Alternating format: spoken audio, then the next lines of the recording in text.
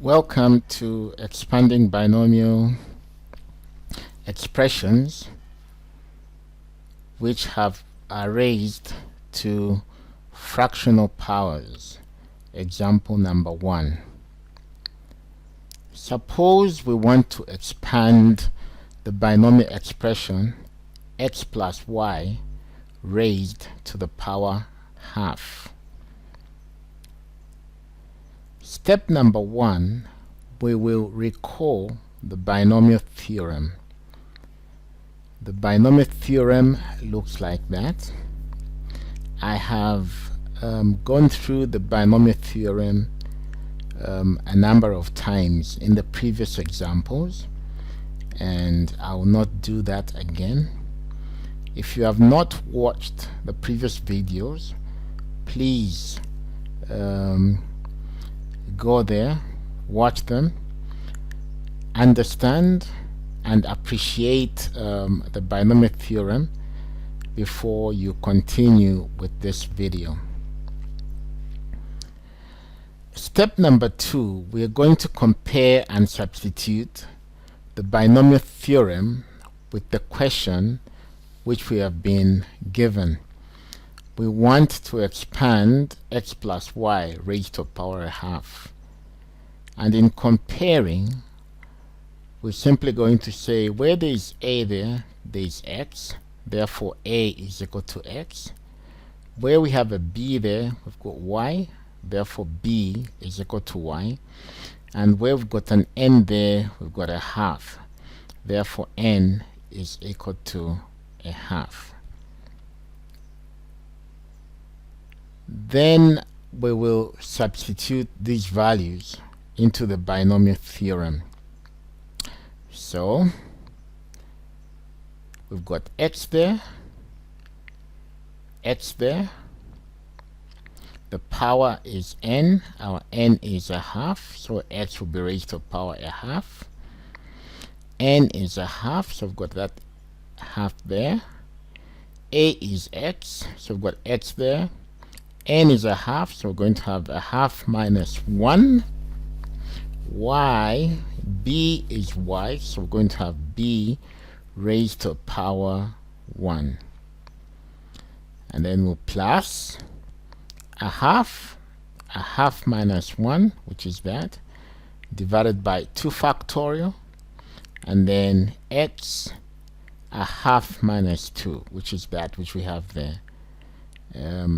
Our b is y raised to power 2, and so on. A half minus 1, a half minus 2 over 3 factorial, x, a half minus 3, y raised to power 3. Okay, so we've obtained that simply by substituting.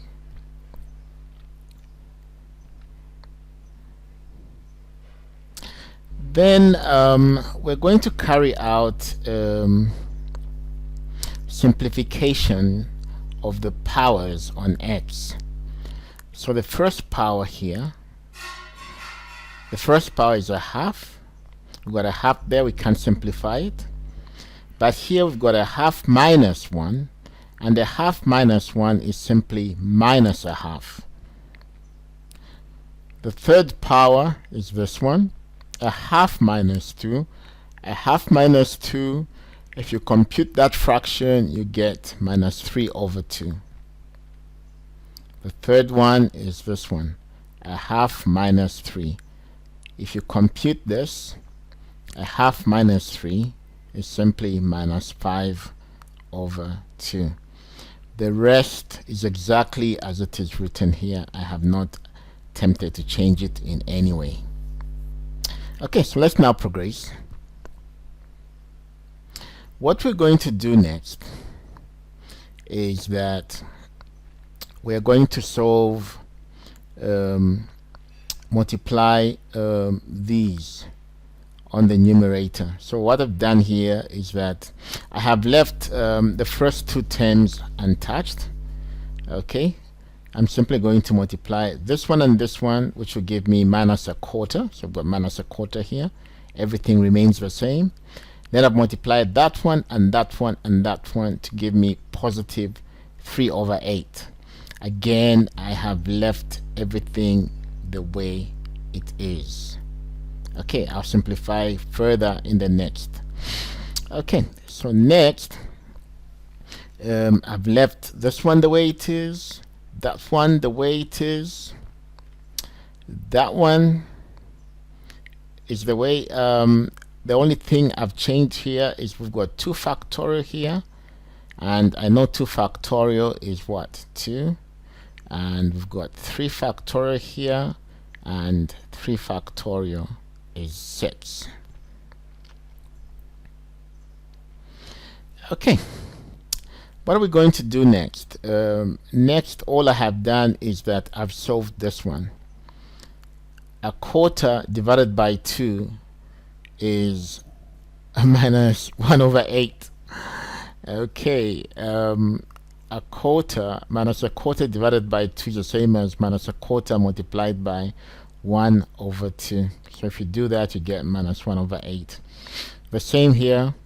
3 over 8 divided by 6 is simply 1 over 16.